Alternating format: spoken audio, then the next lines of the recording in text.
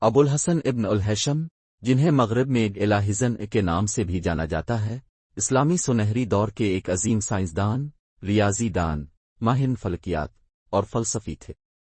وہ بصریت، ریاضیات اور سائنسی طریقہ کار کے بانیوں میں شمار ہوتے ہیں۔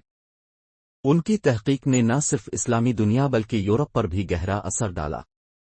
ابن الہیثم 965 میں بصرہ موجودہ عراق میں پیدا ہوئے۔ ابتدائی تعلیم اسلامی علوم، منطق، فلسفہ، ریاضی اور فلکیات میں حاصل کی۔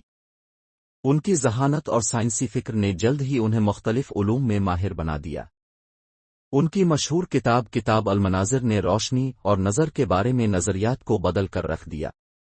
انہوں نے ثابت کیا کہ دیکھنے کا عمل اس وقت ہوتا ہے جب روشنی کسی چیز سے منعکس ہو کر آنکھوں میں داخل ہوتی ہے، جبکہ پہلے یہ مانا جاتا تھا کہ روشنی آنکھ سے نکلتی ہے۔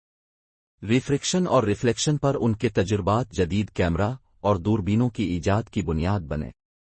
ابن الہیثم نے مشاہدے، تجربے اور منطق پر مبنی نتائج اخذ کرنے کا طریقہ اپنایا، جو جدید سائنسی طریقہ کار کی بنیاد ہے۔ وہ پہلے سائنسدان تھے جنہوں نے نظریاتی ریاضی کو عملی تجربات کے ساتھ جوڑا۔ بطلیموس کے فلکیاتی ماڈل پر تنقید کرتے ہوئے انہوں نے اسے بہتر بنایا۔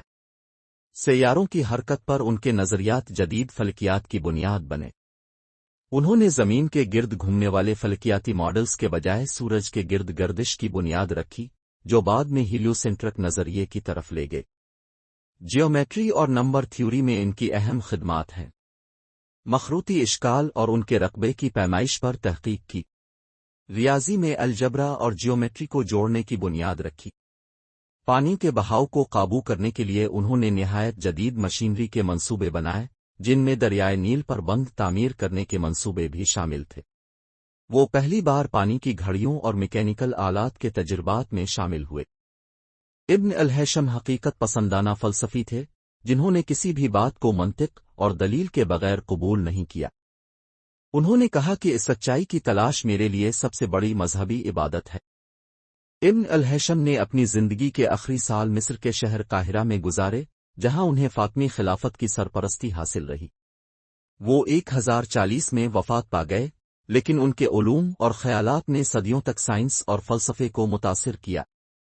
ابن الہیثم کو بصریت کا باپ کہا جاتا ہے۔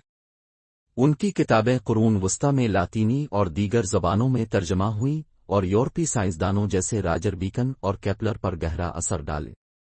وہ سائنسی دنیا میں آج بھی ایک مشعل راہ ہے۔